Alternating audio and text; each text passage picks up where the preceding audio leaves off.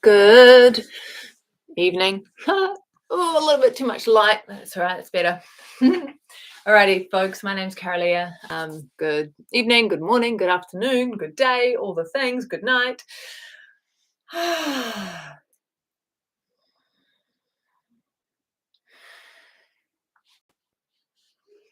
Ancestral karma prostrations practice. What is it? Why am I doing it? And what's been happening? Here's the lowdown. So, ancestral karma prostrations practice is a tantric practice that I learned from Christopher Wallace and Dhamma Bodhi, which literally eats karma, right? So, paternal line, maternal line, mother, father, grandparents, great grandparents, great, all the way back, right? And on a very practical level, we're carrying physicality from all the way back, and we're carrying mental and emotional and energetic patterns, right? This is karma. So, karma is simply cause and effect, cause and effect, cause and effect. If somebody grows up in a household with abuse and they don't feel safe and they feel really afraid, and fear becomes the default way of being in the world, and then that person becomes a parent, that parent is radiating fear as the default state of being in the world, and the child picks up on the fear is transmitted, and the child, who may not be growing up in an abusive situation, abusive family, still receives fear as the underlying base state, right? That's the karma of that. Okay, so it's very practical. It's not esoteric even. It's very, very practical. And so this particular practice, you're working with the ancestors, okay? And you're also working with what's called a blessings mandala. And a blessings mandala contains the teachers and the deities and the lineages that one is connected to, right? The practice itself is a prostrations practice. So sun salutations are an example of a prostration. I mean, prostrations normally go all the way to lying on the ground. It's literally prostrating yourself before life. It's a humbling, it's a surrendering, it is a giving over, it is a letting go, right? Mostly we grip to life, we contract, we grasp, we're in attachment. And that is what needs to soften and needs to dissolve in order to allow things to flow through. So the practice is operating on a physical level. You're doing a physical thing that has physiological impacts, right? And then there's the visualization, which is focusing the mind in a particular way and calling things into the quality of the mind, and it allows the practice to become enlivened. And then there's the mantra, and mantra is incredibly important in tantric practice because mantra is the goddess, right? It's sound, and the sound, the vibrations of the sound breaks things up, dissolve things, digests things. Okay, so that's the practice in a nutshell. And if I was really dedicated, committed, I would have been doing 108 rounds from standing every single day. I haven't been doing that. I committed to the practice last May and have done it every single day since then, but it's been variable, right? Sometimes it is 108, sometimes it is from standing, sometimes I'm on my knee, sometimes I'm seated, sometimes I'm doing it in bed while sick, visualizing and imagining myself doing the practice.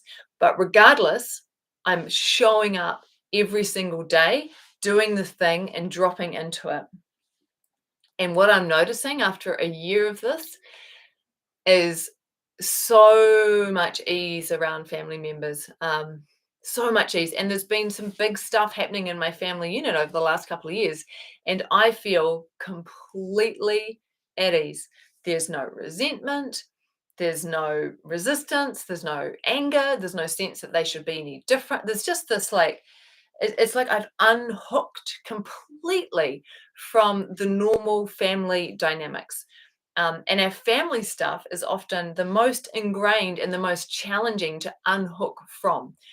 That's where we get triggered the most. So, what I've noticed from doing this practice every day is it's completely shifted my relationship with family members, including with my son. And what I feel like is that the karma that I've been carrying that is being passed down to him is softening big time. And then that means that he is having a different response. For example, what I noticed when I became a parent is that one of my default modes of operating was to go into anger. I would be angry at what was happening. And that it was just the first response, anger. And after a while, I started to notice it and I started to reflect on my childhood. And I was like, oh, yeah, okay. I was often met with that when I made a mistake as a child or when I did something that they didn't want to have happen or, remember as well too that what the system remembers, what sticks with us are things that have strong emotional charge. So I'm not saying that my parents, for example, were always angry, but the moments when they met me with anger are more likely to be the moments that I remember. So the memory of childhood and what was impacted in the system is that anger. So the pattern of being angry at what's unfolding becomes the primary way of relating to reality. And so with my son, I was like, holy shit, I'm just naturally angry. It's like that's the go-to. And so I started to bring awareness to it, um, started to do work with it over the last 2 or 3 years quite intensely. Um, but what I've noticed in the last year of doing this prostrations practice is that there is just the anger has less hold on me. And when it does sometimes arise, because it does sometimes arise, it's like I don't take it seriously and I don't move from it. Still not perfect, it still happens sometimes, but that habitual, reactive, ancestral pattern of anger in relationship to children has definitely softened a massive amount. And that feels really good because I know as what it felt like as a child to be met often with anger. And with my son now, I'm like, oh, if I can meet him with curiosity, if I can meet him with playfulness, if I can meet him with openness and with love, that's changing the patterns, right? So I absolutely adore the practice. I adore the power of the practice. And I love that I haven't had to talk to any of my family members to resolve things. I feel resolved on my side. I feel at ease on my side. I feel like I can completely understand where other family members might be in relationship to things on my side. And that's just from showing up and doing a particular yogic practice every single day. I can feel the part of me that like wants to really emphasize the power of this practice, the necessity of this practice, the like I just have this vision. Like I'm like, oh, whoa, okay. So if I'm doing this practice and I'm dissolving all of the karma from the ancestral lines, it's going to impact my son because he's going to have way less karmic stuff coming down through the lines. It's going to impact my siblings because I've kind of eaten up some of that stuff. What happens when? I love to sit in this kind of question. What happens when within a community a bunch of people do an ancestral karma prostrations practice that eats up their family karma so that is not playing out anymore, right? There's less anger in the world, there's less greed in the world, there's less lust in the world, there's less behavior coming from these places. What happens when people have eaten up so much of their karma that they are literally starting to come from clearness, from centeredness, from love, and from truth? Because I know, like people are concerned about what's happening in the world out there, and they're concerned about what politicians are doing or not doing, or what the heads of industry, manufacturing, etc., are doing, not doing. And when I look at all of that, I'm just like, well, yeah, and what can I do? What is the biggest, boldest, most powerful thing that I can do? And I'm like, well, I could eat all the karma up from my ancestral lines. And I get that for some people that feels fanciful.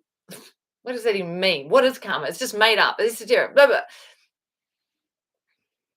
It's a real thing pointing to real physiological experiences that have real impacts, right? It's just a different languaging for you. You could almost, it's not a perfect thing. You could almost, karma, trauma, right? And we're getting a much better understanding of trauma, how trauma plays out, how trauma goes down the generational lines, epigenetics, Like science is starting to catch up to what the yogis knew and know.